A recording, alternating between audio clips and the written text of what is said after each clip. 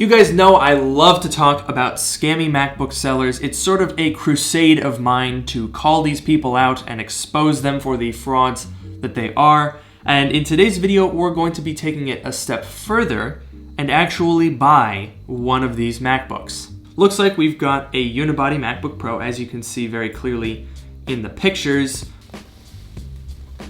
Wait a minute. This is a Retina. This video makes no sense. So what I've done is I've devised a test. Granted, you're gonna think I'm an idiot, but I bought another one of these.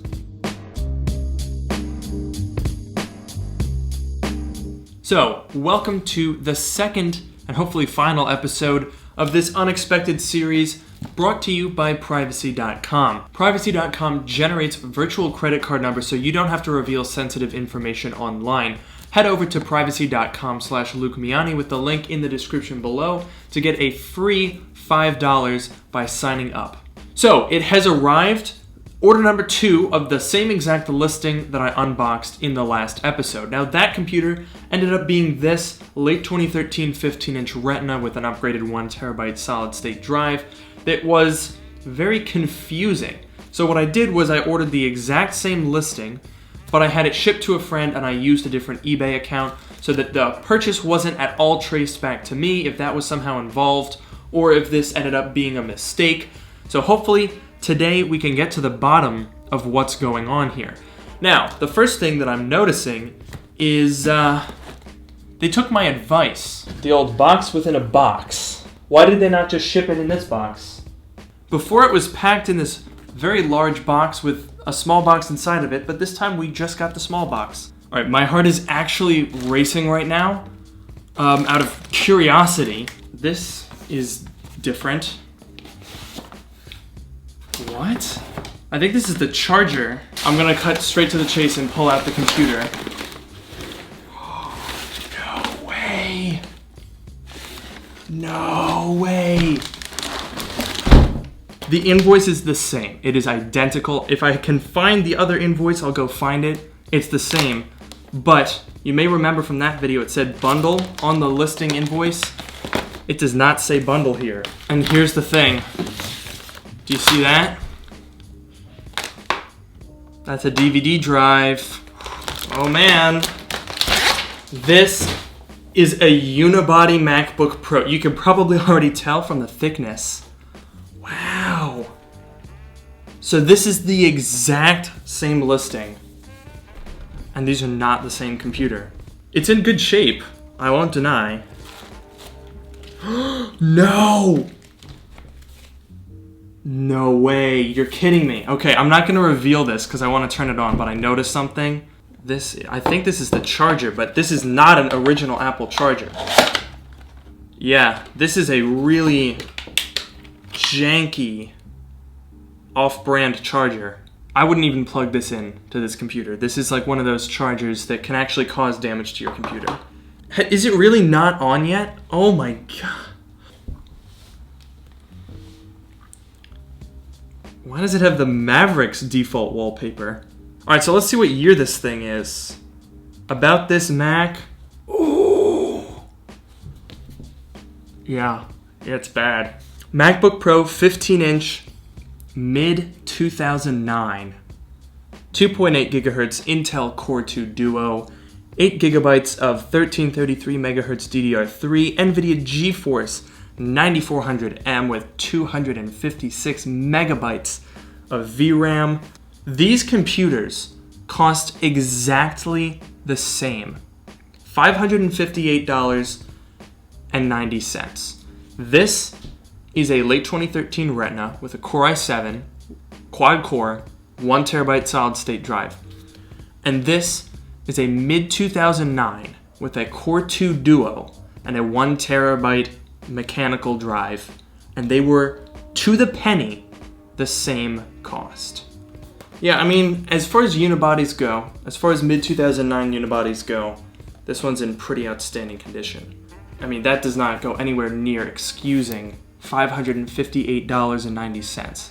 Let's not make any mistake here. I'm not at all defending this computer. I'm just saying, condition's pretty decent.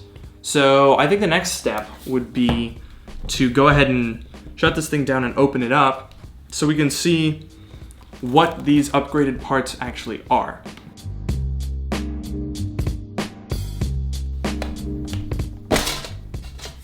So yeah, definitely replaced hard drive and RAM. This battery is an Apple battery, so that's at least good. Using crappy aftermarket batteries can also be very harmful to the computer, so I'm happy to see that at the very least this one does have an actual Apple battery. Let's take a look at this RAM here. Yeah, so it's Samsung 4GB RAM DIMM, 2 of those. So it looks like what we've got here is... So the manufacture date is 26th of April 2018. And it is 5,400 RPM.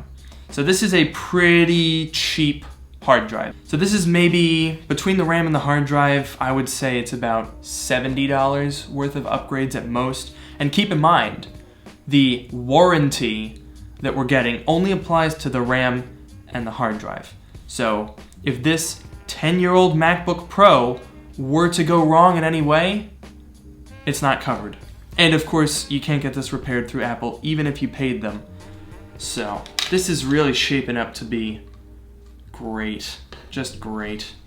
So at this point, I'd like to thank Privacy.com for making this video series possible. With Privacy.com, you can generate virtual credit cards, so you don't have to use your actual credit card on the web. And then when you're done with the cards, you can delete them and they are completely useless even if someone gets a hold of them. Which actually happened because I showed you guys the process of creating a virtual credit card, which I then used to purchase the shady MacBook from the last video.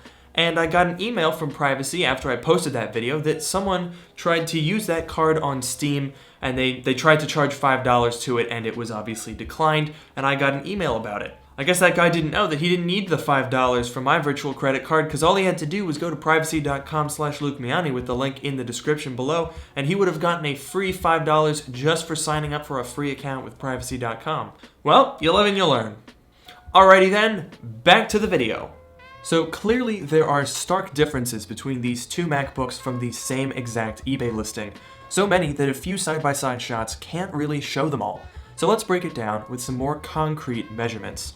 So let's start by putting up a price graph to compare these two computers. Okay, yeah, so that gives us some great context. So now let's see a graph of the Geekbench scores so we can see how close these evenly priced MacBook Pros are. Oh dear, that's not good. All right, well, maybe in Cinebench we can start to close the gap. Okay, well, what about the graphics then? The late 2013 is only running integrated graphics, so surely it can't be that far ahead of the 2009 in Geekbench for compute. So, what's that? It wouldn't even run the test. It can't even launch it. It's not compatible. It's too old.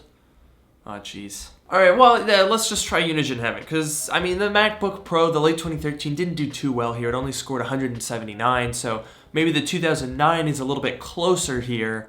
Oh, come on! 25? That's it? 25? That's the lowest score I've ever seen. Ah, beans. What about the disk speeds? I'm sure they're... Oh, come on. This is just getting ridiculous. Okay, redeeming features. Oh, it's got upgradable RAM. No, wait, but 8 gigabytes is the most it can take. It has a DVD drive. Oh wait, no one cares about DVD drives. Joking aside, this is really disgraceful.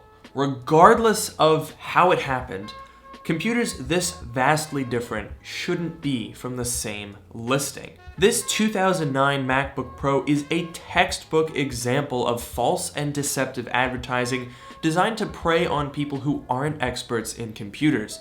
Just because someone doesn't have time to teach themselves about computers and become knowledgeable doesn't mean they should be tricked and taken advantage of just to make a quick buck. Speaking of making a quick buck, let's do some quick math and see just how profitable this whole operation could be. So from looking on eBay, it seems you can get a mid-2009 15-inch for about $170. Then you can add $20 for the same Samsung RAM and another $42 for the same Toshiba hard drive.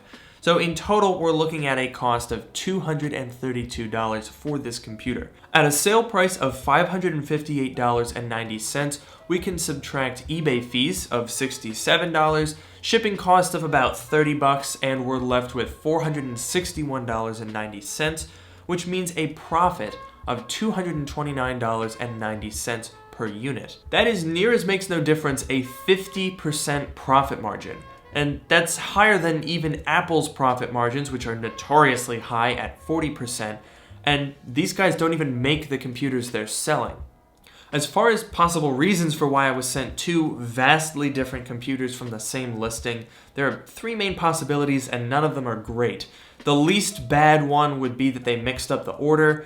They could also have seen that my eBay account was highly rated and didn't want to rip me off because they were like, this guy might know what he's actually talking about. And it's also possible that they just recognized my name from the shipping address. Whatever the situation is, it's not good. Don't buy from this seller. Don't buy from Wellicky Group or any of their affiliated accounts. I hope that with these videos I'm able to sort of show you guys what to watch out for, what to avoid when you're shopping for a MacBook on eBay, because I guarantee that you will come across these listings. There's a ton of them. And with that, don't forget to like, comment, and subscribe. Please consider following me on Twitter at Luke Miani, and definitely join my subreddit if you have the chance. And with that, I'll see you all in the next video.